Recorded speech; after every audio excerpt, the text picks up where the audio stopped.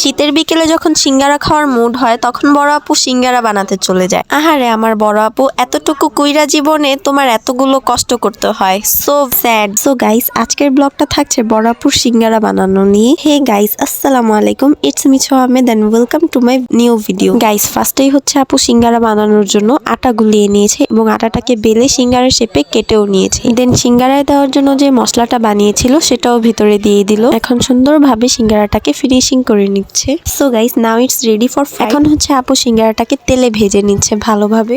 And guys, এটা ভালোভাবে fry হয়ে গিয়েছে এবং অনেক সুন্দরভাবে কালার আসছে। এখন হচ্ছে সিঙ্গারাটা তেল থেকে ছেঁকে প্লেটে নিয়ে নিয়েছে।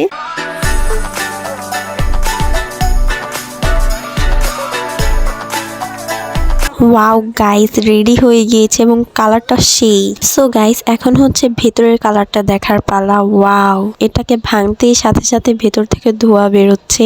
এন্ড গাইস, এটা টেস্ট করার পালা এখন। আমার তো মুখে পানি এসে পড়ছে। ও গাইস, সেই হয়েছিল, সেই এত মজা হয়েছিল এবং এত ঝাল হয়েছিল, অনেক ভালো লেগেছে। আর গরম গরম তো আরো বেশি মজা লেগেছিল। আমার মতো এত ভালো মাছ তুমি তো কই আসে। যারা ভালো রান্না বান্না করে ওরা প্রতিদিন রান্না করে না, একদিন রান্না করে, একবারে রান্না ফাটা ফেলায়। আচ্ছা, তোমার থেকে ভালো শেফ তো আমাদের জন্মদাতা মা। এটা লেগে তো আম্মু প্রতিদিন রান্ধে, আর আমি আম্মুর চেয়ে একটু বেশি, তো এটা লেগে আর কি আমি মাঝে মধ্যে রান্না করি। তাহলে আম্মু কি কুইরা তোমার মতো? তুমি কি বলতে চাচ্ছ? ওটাই তো বললাম, আম্মু অনেক ভালো রান্না করে, তার জন্য আম্মু প্রতিদিন রান্না করে। আর আমি আম্মুর থেকেও বেশি ভালো রান্না করি, এটার জন্য আমি মাঝে মধ্যে রান্না করি। মাঝে মাঝে এমন রান্না করে যাতে খাওয়া না লাগে। এটা আবার বদনাম করি না, জীবনে তো একটু বিরিয়ানি রান্না খাওয়াইলি না। এইটা হচ্ছে আমাদের বড় আপু গাইস। এই যে বড় আপু হচ্ছে আমার মায়ের কুইরা মেয়ে। এই হচ্ছে গুণবতী আমাদের মুরব্বি আপা। এই আপা হচ্ছে আমাদেরকে আজকে সিঙ্গারা বানিয়ে খাওয়িয়েছে গাইস। আমরা তো রান্না করতে চাই। মাথা উড়ে দেওয়া কথা আমি দিয়ে হাত ধরছি এবং গাইস আমাকে অনেক সুন্দর লাগছে।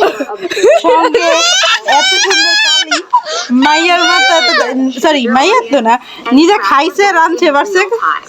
কারণ কালি এটার কারণে যে আমি যে কষ্ট করে রান্না বান্নাটা করছি গাইস, এটা বুঝাতে হবে না।